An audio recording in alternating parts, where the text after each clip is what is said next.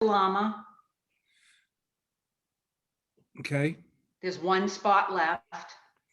And then Saturday is masterclass. That's really all you have to say. Okay. All What's right, the subject of the we're master class? I can't people remember. are Okay. coming. Yeah. Yeah, okay, Jeff. All Thanks. right. Hi, everybody.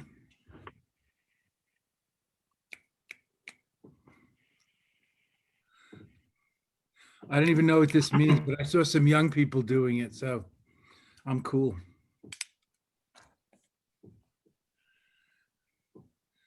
It's so nice to see you all. You're coming in, like streaming in. It's like the Conference of the Birds. I'm sure you're familiar with that medieval Sufi classic from the Middle East, the Conference of the Birds by El Attar, where all the birds gather and they each have their say about life and reality in the Sufi wisdom tradition. It's wonderful. It's a little known spiritual classic. It's part of the course that's in my mind that I haven't given yet, called The Literature of Enlightenment. Maybe it'll be the literature and sound or songs of enlightenment. I just need to find somewhere to teach it or lay it out. Because I'm a bookworm. I love worming my way through all of these mystical classics, the Tao Te Ching, the Bhagavad Gita, the Gospels. Yes, I read the Gospels in December. I never read them growing up, but in India, I was introduced to Jesus, as the wise man, as a teacher, not just as the only way that I had experienced in some of the Baptist traditions in America. And I found it was a very wonderful experience getting to know Jesus and his teachings. Wonderful. Love Jesus and God.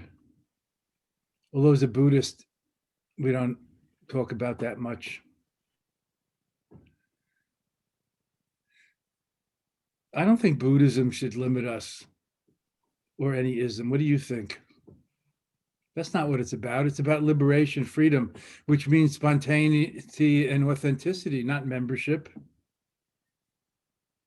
Anyway, now that you're all here, nice to see you all, everybody. I love you. I love getting together like this. It's so wonderful, especially in these times, in this long COVID winter. Somebody was pointing out it's been a year since the lockdown started, and I was like, whoa. Been a long COVID winter year. Anyway, there are many that are suffering more than any of us that I see here, I think, although it's hard to say. So let's remember them and that and keep our perspective. In fact, in these times of fake news, alternative facts, following on the era of deconstruction and relativism, Michel Foucault and all of those damn French philosophers that have been bedeviling us for, centuries. Everything is relative. You can't decisively assert anything, which is an interesting position, but it did start to undermine the line between truth and reality, or good and bad, leading perhaps to some of this confusion, let's call it, about alternative facts, fake news, and this kind of thing. Even in the state of Kansas, I'm sure you're all very familiar with this fact. I'll just trot it out. This is what I consider a true fact. Most people do.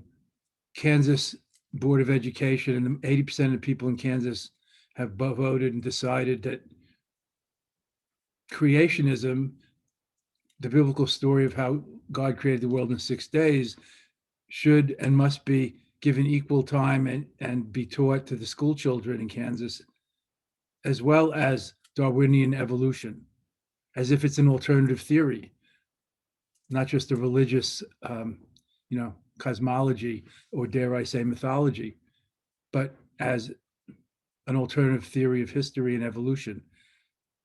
This is surprising to me. But every state is different, states' rights and all that. We can't have the federal government telling us what to do about every single thing, apparently. So that's how it goes. Like freedom of speech also allows people to say things that you might wish they couldn't say, but that's too bad. Otherwise, People will be telling us what we can't say also. So it's leading me to think about today and this weekend. I was thinking about this. Maybe I'll write a blog about it or an essay or something. What is still true in these changing times? What is still true? I don't want to get into trying to define these huge words, these high ideals like truth or God or love or reality. Those are some doozies. And you can read about it. Many people have tried to and written about it and thought about it and sung about it. And, you too have felt about it. But more to the point, and those are just placeholders for something, great big ideal, like the North Star. We all see the North Star and we use it to navigate. But who has seen the North Star really? All we see is, a point of light in the sky. Sure, that's the North Star, but that ain't the whole story of seeing what it is. Similarly with God, truth, reality, love, and perhaps some other great ideals, placeholders, useful in their way, like the pole star. But we're not really grokking it in its entirety. So what is still true in these changing times? And it's not just that these are the changing times. Look closely and see if it isn't still true that everything is changing. Everything is impermanent, evanescent, ungraspable, unholdable. I mean, you can hold it, but not forever. What is still true in this changing world are morals, values,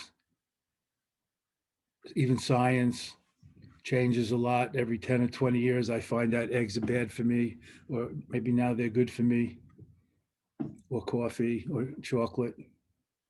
I see you chocolate fiends snapping your fingers and levitating with happiness. People keep telling me I should eat dark chocolate. It's good for my heart. And I'm like, I gave up chocolate a while ago because, of weight issues and sugar. You say, but dark chocolate is good for your heart. So what am I to do? Anybody know? Please write into the Dzogchen Foundation, not to me. And we'll put better heads on that problem. Just joking. Science also evolves, of course. Who knows, even today, if the Big Bang Theory is still the latest one about the origins of the universe or something else. Anyway, what is still true for us, for me, for you? If we're true seekers, and I believe we are, and that's what we're doing, Buddhism, schmoodism, as my grandmother used to say, just count to 10 before you kick back, Jeffrey. I don't know what mindfulness is, but think before you act, Jeffrey. That was universal wisdom. That was Granny's experience wisdom, not just Judaism, but that I came from. What is still true for you about who and what we are and you are and your place in the universe? What are we here to do? It's nice to generalize, and in Buddhism, we try not to start a lot of sentences with I or be too self-preoccupied. On the other hand, it's a little vague to say loving everybody. Maybe it's harder to love somebody fully than to love everybody generally and vaguely, and not have to deal with one's own intimacy issues or being seen and exposed by your partner and so on. The everybody isn't commenting on my habits or foibles and peccadillos, but my partner might. And it might even be good, helpful, loving. So what is still true about love and relations? And I ask you to think about this yourself. In these days of false facts, alternative facts, fake news, etc. I have a little pad here, these yellow stickies that have evolved into different colors, and now they come with slogans. People like to send me these. I don't know why. Somebody sends me lots of care packages from the dollar store, but they don't send me these good stuff. But somebody else sends me these good stuff, and I'm thinking here, I'm going to find one that says fake news, but that's in another writing desk of mine. What do we have here? Bear with me. Oh, here's a good one. You'll like this, spiritual friends. Can you see what it says? Make me one with everything. Then at the bottom it says, but hold the anchovies. I guess that's back to the pizza joke. Make me one with everything, but hold the anchovies. Here's another one. This is even more, let's say, juicy. Manure occurreth. Anyway, oh, look, here's a used fake news one that I have a list for what my assistant's supposed to do. Okay, fake news. Oh, yes, this is fake news. The assistant was going to fix my printer, help me unclutter the bookcases. This is definitely fake news.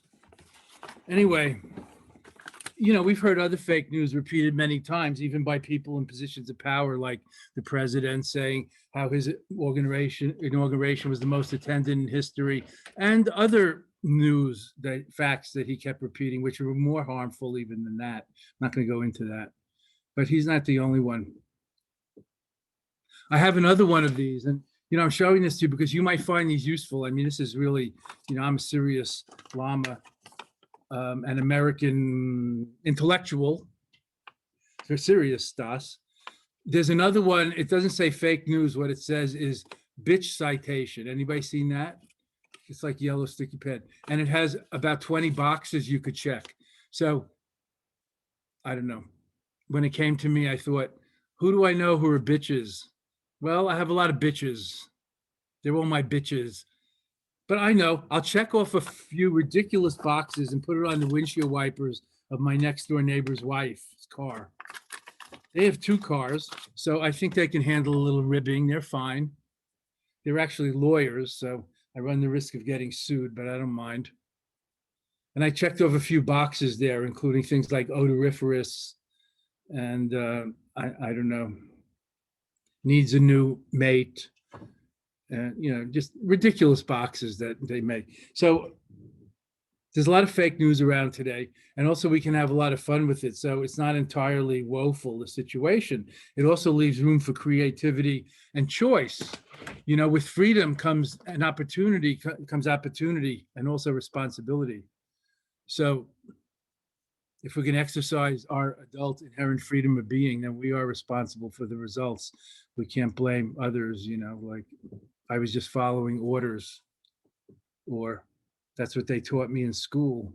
Yeah, they might have taught us in school to eat Wonder Bread with smoked ham and mayonnaise and butter on it for lunch every day. But that's not really something we want to give our kids for lunch today, most of us. So what is still true? Is it still true that there's a there in the spiritual quest? Or has that come into severe question since the announcement in the 1890s around that God was dead by the existentialists and atheists and agnostics and so on, or more recently that nothing is absolutely true or determinable by the Foucault school relativists or whatever they're called, postmodernists, or that the media is all left-wing. You know, we have to consider a lot of this news is local. The media, we think, we're talking about the American media. We're not thinking about the Chinese media and the rest of the world. We don't think like that. That our media is left-wing, therefore distorted. So you might as well listen to the right-wing media just as equally, will be equally as true or less distorted. You know, that's fine if that's where you're coming from. But it might be a little bent or exaggerated. Not everybody who reads or has spectacles is a distorted, depraved idiot. You know, Pol Pot wiped out half the country in Cambodia, 4 million of the 8 million people, including everybody who had glasses, because reading was considered counter-revolutionary. All the teachers, all the doctors, all the professionals. This is where this kind of thing leads to, this kind of extremism. But so back to what is still true today. Is it true that people who can read get more left-leaning? I don't know. Or maybe more educated. I don't know. There are many other ways to learn besides reading and with the eyes and with the intellect. But still, what is true today? Is family still true in a country where divorce is more than 50%?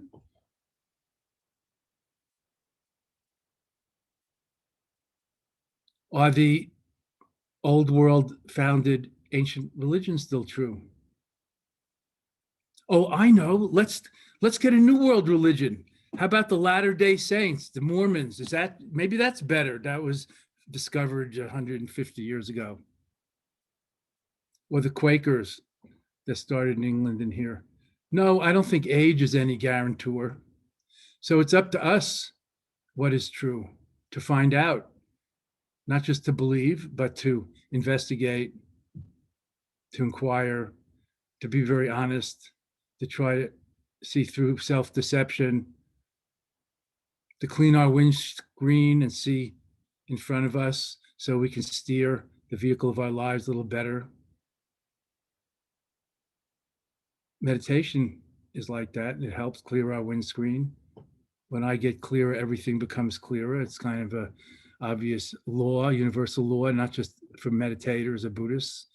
When I stop fooling myself, I probably stop trying to fool others or whatever. I mean, the truth is that people see you fooling yourself anyway, more than you fool them.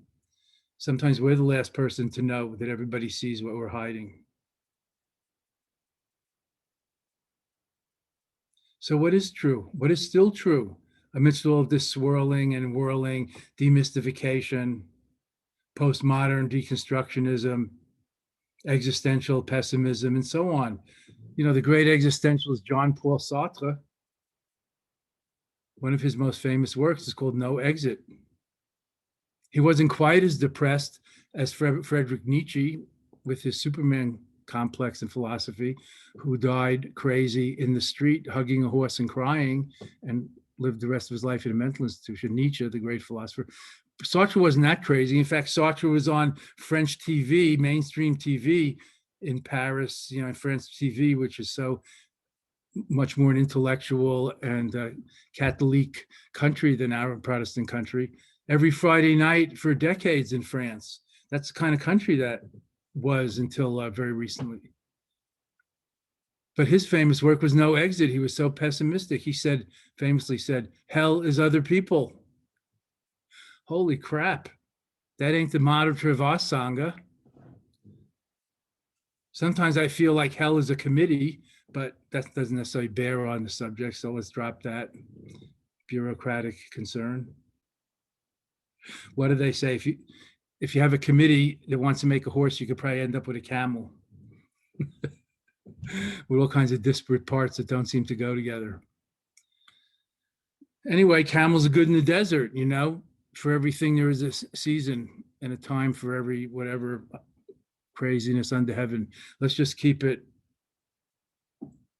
in perspective. The middle way means in perspective, not just moderate, but appropriate, balanced, healthy.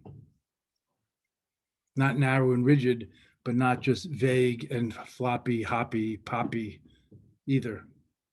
Spaced out, you know, all one doesn't mean just one big smoothie in the Cuisinart, all vegetables, fruits, and other things, and pastas, and when it just mixed together, so it's just one smoothie like gruel. There are better dishes that we can eat out of a bowl than smoothie gruel. Oneness is not just one big vague amorphous cloud. There's unity in diversity. If we have the bigger frame, the bigger picture, that's the message of Mahamudra, the ultimate perspective, the big picture, the great symbol, literally, or Dzogchen, the natural great perfection. It's not that there's not shit and evil and horrors in the world, but it ain't some eternal devil either. It's our inner demons. It's things we can work with and must work with. So what is still true for you? Many of us are not that young. In fact, I'm looking around. What do I always say? None of us is getting younger, and none of us is getting younger, any younger. It's a Buddhist truth. It's a universal. We're all aging, even young ones. So what are we thinking about? Is it still true that we're young and beautiful and have the whole world ahead of us? Or could we be thinking a little differently and more maturely in our middle age and elder years? Tibetans call it thinking about the next life, but in English, without necessarily believing in reincarnation and things like that, we could just say thinking about the spiritual life, not just the worldly life, not just to get ahead, grow up, establish yourself in the world security life, but thinking about the spiritual life, thinking about heaven, not just earth, is another way of putting it, as the Chinese would say. Of course, when Buddhists were trying to be more practical. So how about living totally in the now without past or future for a little while each day? It's called nowness meditation. It frees us from the whole cycle of rebirth and being. Nowness is beyond past and future, and even the concept of present, because the present is relative to past and future.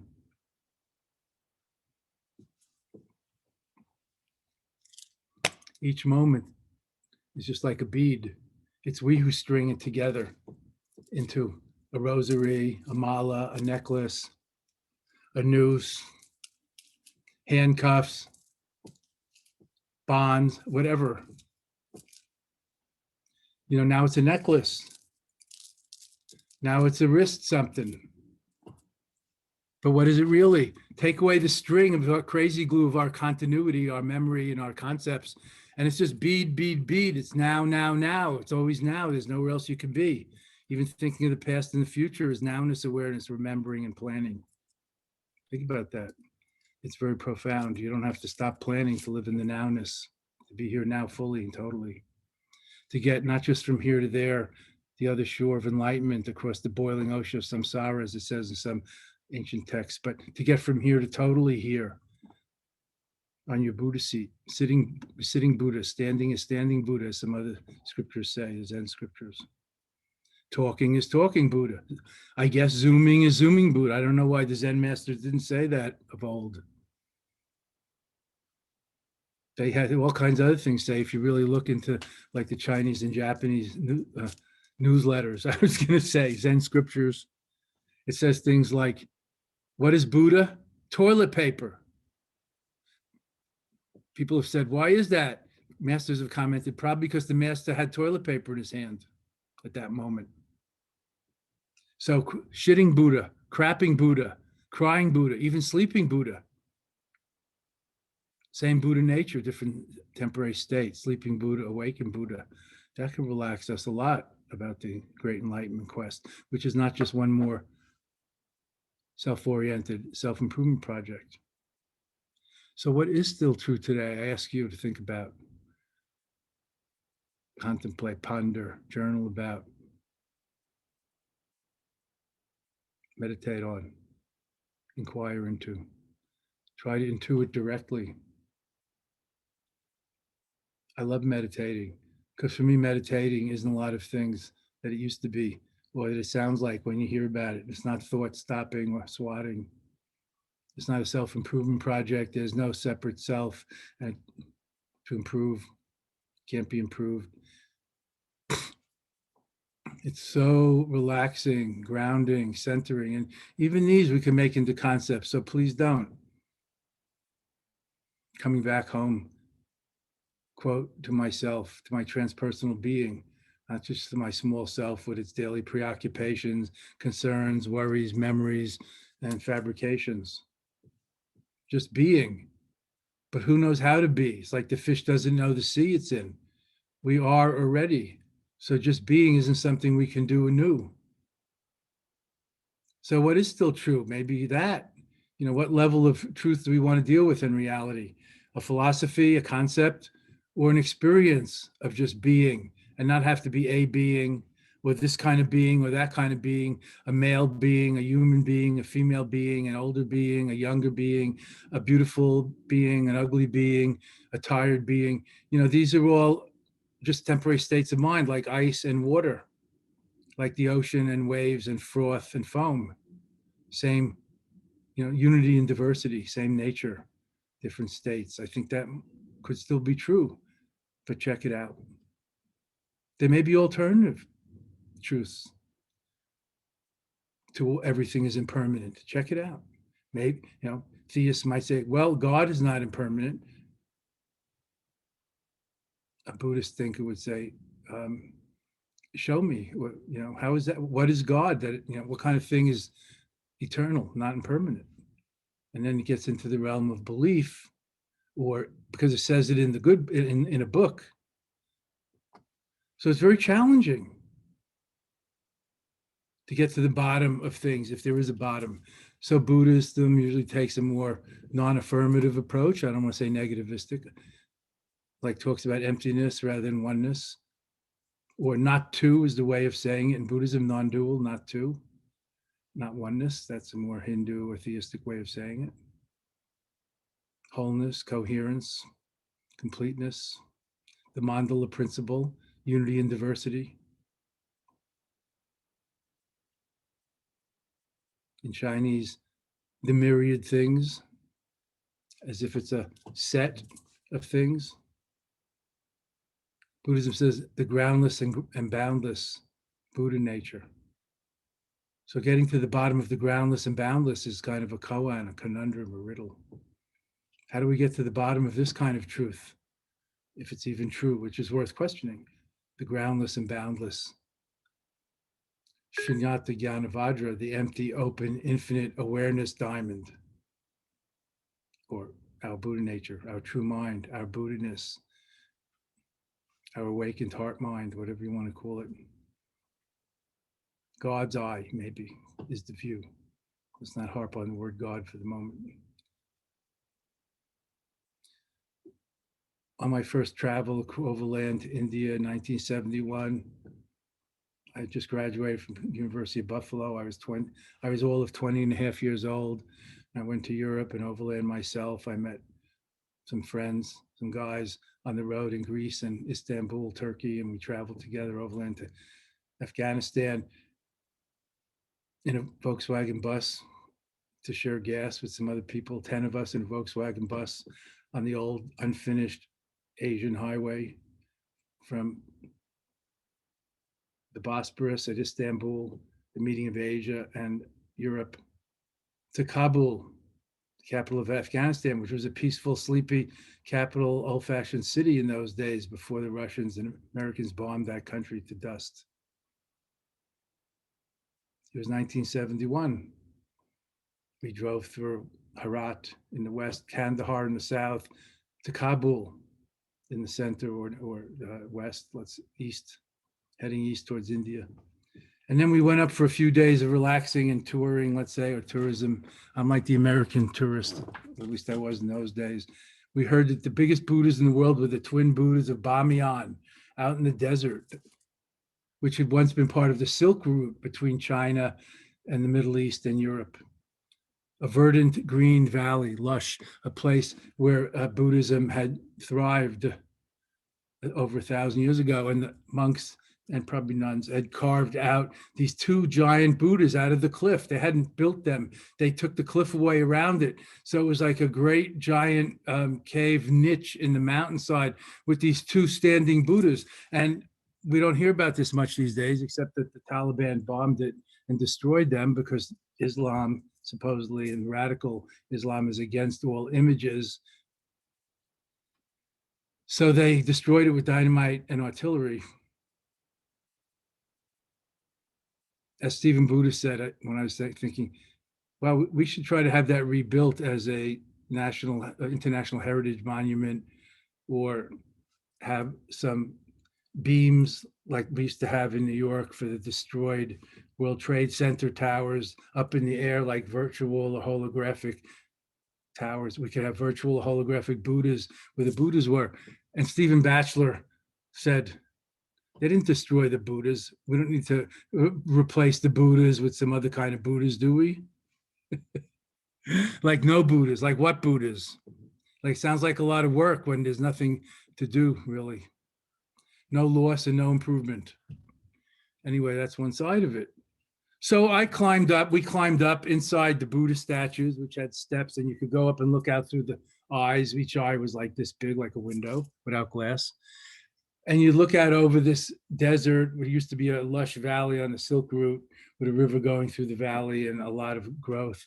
And it was all desert, and you just had this, I don't know, I felt like it was my first glimpse of Buddha vision. I know this is a little materialistic or like Hollywoody special effect. You have to climb up inside a Buddha to get a glimpse of the view of how the wisdom eye. But anyway, I was 20 and a half, so I made up a lot of shit in my head, maybe even more than I do now. I don't know. And it was my first glimpse of Buddha vision. And I saw how everything had changed. It was a desert now, this lush valley on the Silk Route that was full of caravans and pilgrims and families and brocades going one way and silk and salt going the other way, and so on. The Asia trade, the Silk Route between China and India and Russia and the Middle East and Europe, many hundreds of years ago. And it was all dry, empty desert. And I didn't even think in permanence because I wasn't schooled in Buddhism. I just thought like, wow, like nothing is the same.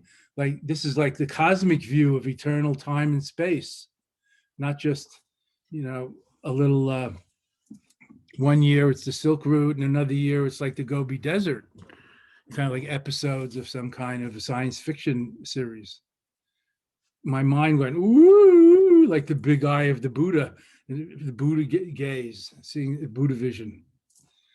So then I went on to India, and it was such a chaotic and cacophonous country, but I hadn't forgotten that vision of the lush Silk Route Valley and one of the important arteries of civilization for many centuries, just drying up entirely. And I start to see the emptiness of all of that 100,000, the 10,000, the myriad things the Chinese call it, and the unity and the diversity. All this will be gone, not to mention that the earth will be swallowed up by the sun when the solar system comes to its eventual next in-breath or dissolution point, as they call it, whatever. So that's a big picture. And then within that, it just brings you back to what is still true, which is this breath I'm breathing in and breathing out. Can't argue with that. What does it mean? Who knows? Do I need to figure it out? Not necessarily. Am I getting paid to be a professor to figure it out? No. Why bother? Have tea. Be here now. Walk down the steps. Go with your friend to the tea house. Have tea. Listen to somebody sawing on a one-string homemade instrument. Somebody with a white beard dipped in red henna and a little Muslim skull cap. Give him a few rupees. Have a good time. That's life. That's our life. That's still true. Anyway, I'm going to ask you what's still true. Is that still true? Check it out. A 2-year-old was playing with her grandfather at the foot of my driveway this morning. It was so beautiful. That's life. The more things change, the more they stay the same. It's still true.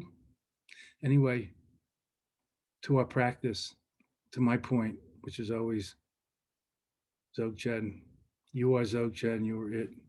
This is it. Now is it. There's nowhere else to go, nothing to do. This land is the pure land, your body, the Buddha, as the great national treasure, Master Hakuin Zenji, the Zen master of Japan, sang. The great artist and poet and Zen master Hakuin, famous for his thousands of satori's, his epiphanies, his spiritual breakthroughs, enlightenment experiences. This land is the pure land, this body, the Buddha. He weren't talking about Japan, folks. He weren't talking about his body. He's talking about oneself. This body, the thisness, we call it in Buddhism, suchness, isness, Tathagata Garbha, Sugata Garbha in Sanskrit. Buddha nature, divine nature, authentic, true nature, transpersonal being, not impersonal, transpersonal being, not just personal, separate, small self, egocentric being, transpersonal. We are the unity in diversity. We are the bridge between heaven and earth, the many and the one.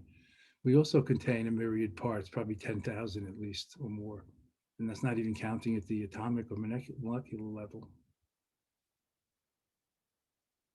My brother went to medical school. He used to say you had to memorize, I don't know, I can't remember, retain numbers like 300 bones, 400 muscles. There's probably 10,000 things you have to memorize that are parts of your body that can be seen, weighed, and measured, not to mention the molecular and atomic levels. So we are a whirling congeries of forces, not just like a hard-boiled egg inside that has limbs and a head. Or as Buddhist psychology asks, is there someone like a monkey looking out of our eyes, hearing through our ears, smelling through our nose, thinking through our mind, all the six senses? Is there like a monkey or a self or you in there operating this conscious being? Or are there six monkeys, one behind each sense? Or is each of them also multi-divided? And when we go deeper, it's like with the electron microscope, you find out that even a solid piece of matter is mostly space with a few molecules, which are made up of space mostly, electrons, neutrons, protons, quarks, narks, and dorks. I don't know. It's mostly space. Like the solar system is mostly space with 9 planets or 8, if you don't count Pluto, whatever, Uranus, Pluto. Yeah, Pluto got demoted, according to some people, poor planet. Anyway, I'm going to stay on how I learned it, 9 planets and their orbits, but it's mostly space, the solar system. It's not really a solid thing. That's us, a whirling congery of forces. As above, so below, the macrocosm and the microcosm. Check it out. What is still true? Is Pluto changed because our categorization changed it? I don't think so. Yet our labels change that we superimpose on reality. So in Buddhism, we call it the no self, and then we make that into a thing. The lights are on, but nobody's home. Oh, that sounds good. So if you're hungry and I eat, does that satisfy your hunger? No. So there may be some slight difference, also a distinction between me and you and my digestive tract and yours. So let's look for the unity and the diversity and see if that's not still true. And if values and principles are still true, which we adhere to and hold as sacred, like love, like family, like unselfishness, like generosity, like the Buddhist virtues, or the Christian cardinal virtues, if you like, or whatever virtues you can call to mind. Check it out. Still true. For us to live harmoniously and happily together, not harming others. No one wants themselves or their loved ones to be harmed, exploited, ripped off. So I like to think about this in the thinking time of my day or week about what's still true. And maybe you also notice some things that isn't still true, like grammar. If you have a poetic license, grammar may be optional.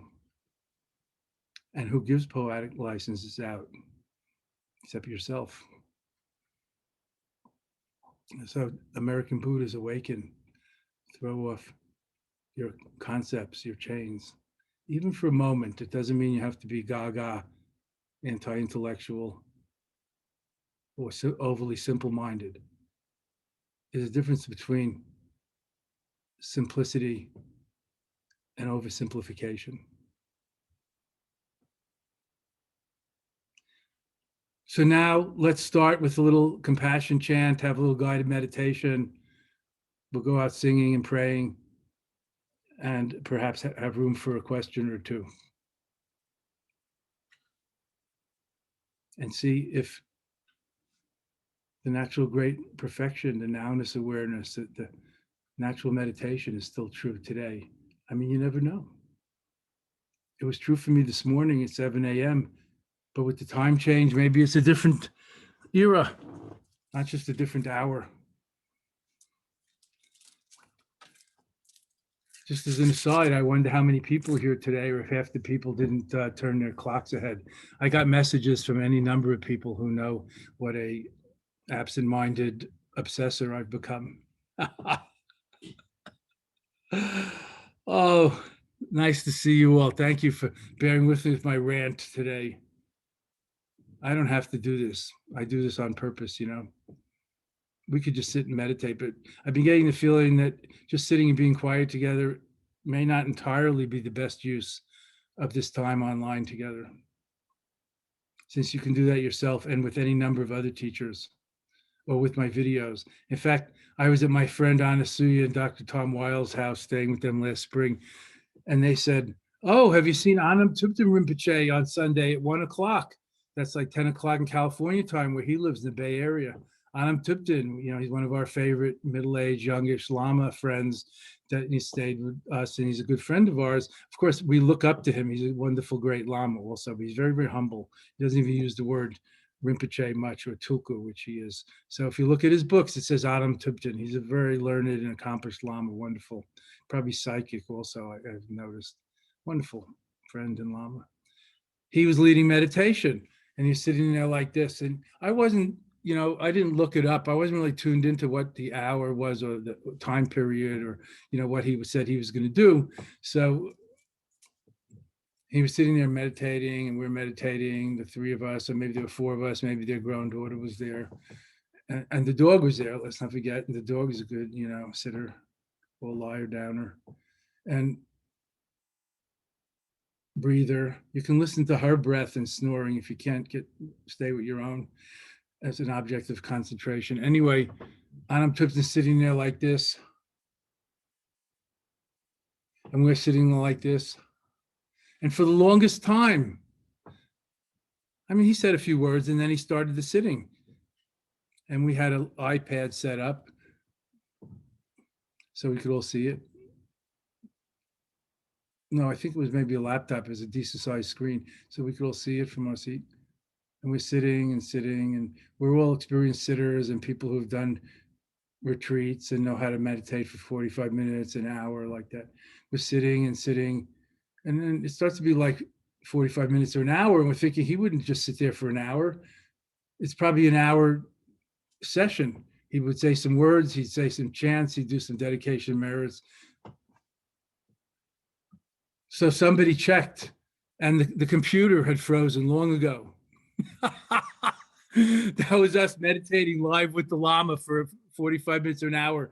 Who knows? It might have been a 15-minute meditation, and then we missed the rest of the teaching or joking or whatever.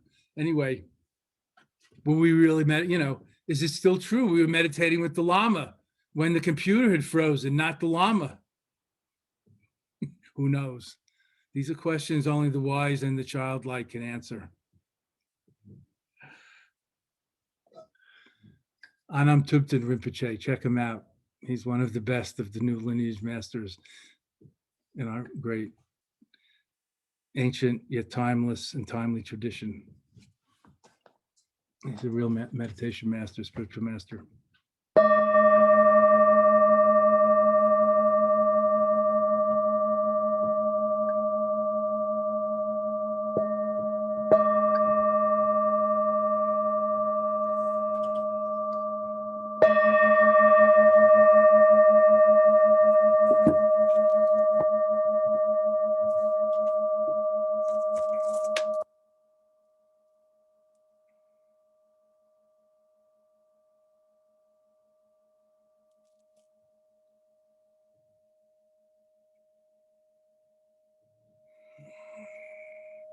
O Lord of compassion, Chenrezig, whose name literally means who's looking over us, who's watching over us.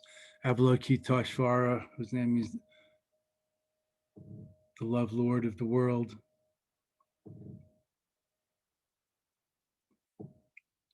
Look this way, turn this way, have compassion for us, help arise compassion in us. Let us vibe, resonate, align with you, with thee, with the compassion and love in our good hearts. May we empathize and identify with and treat others like ourselves and be bodhisattvas of love in action, of compassion, of loving kindness, and joy equal to all. May we all together fulfill the promise of this splendid spiritual journey of awakening, journey of wakefulness.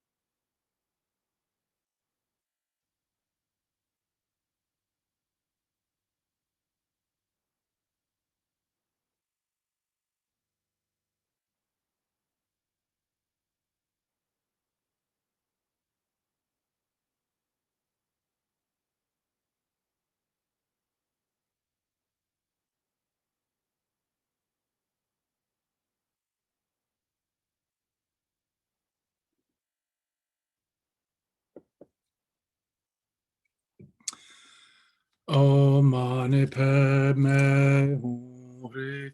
Om Mani Padme Hum. Om Mani Padme Hum. Om Mani Padme Hum. Om Mani Padme Hum. The jewel is in the lotus. The Buddha is within our spiritual unfolding. The light, even within the shadows. Shadows are nothing but light. In our weakness, what faults is Buddha's strength, God's strength. The phoenix arisen from the ashes. You can find what you're seeking not just on the mountaintop, but also in the ashes, in the marketplace, in every single relation, not just relation to others, but to yourself or to your higher power. How we relate to what's inside of us or what comes up in our body, heart, mind makes all the difference.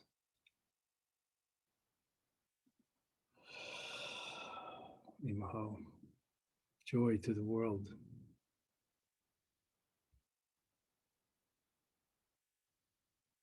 After all, life is a miracle, a gift every day. Think about it. It's very, very tenuous.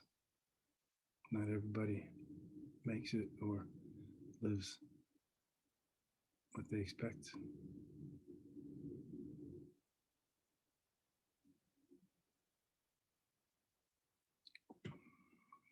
Gratitude,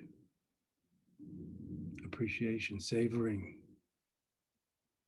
acceptance, forgiveness, compassion, even self-compassion.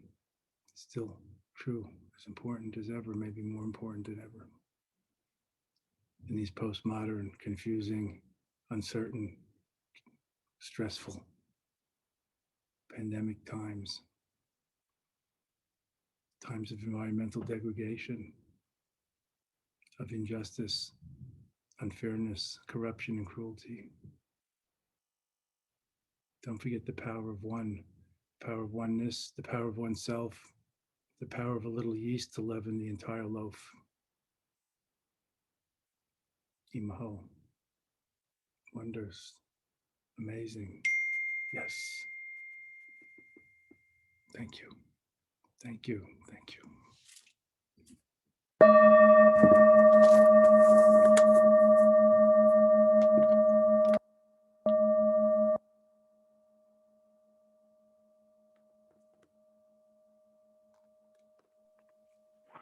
I might put a few things in the chat of upcoming programs.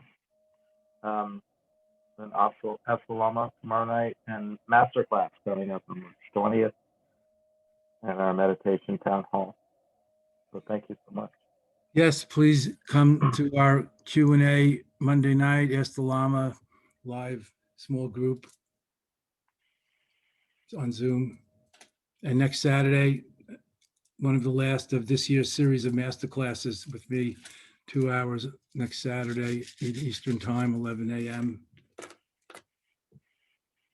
Or Sunday, town hall, spread the word as appropriate. And our upcoming virtual retreats until we get back to in-person retreats. And please donate to the Dzogchen Center to help us keep this going. We don't have in-person retreats or workshops or sitting groups anymore, and I'm not supporting the foundation with speaking tours and book publications. So please support this if you think it's important. Please donate. Keep us going with our retreats and higher education efforts. Thank you. Wisdom education efforts. Be well, stay safe and sane. I said that to somebody and they said sane seems like a low mark to hit. I said stay safe and sane again. It ain't that low in some cases, and I don't mean you necessarily. There's gonna be a lot of mental health fallout from this very, very challenging year. Let's not forget those issues. Not just bring back the economy, but rebalance the environment and the mental health situation for families, for kids, for lonelies, for elders, for all. Even for the royals, they have their own mental health issues, don't they? There's no simple answers in this world. Thank you. Happy trails and love. Have a beautiful Sunday.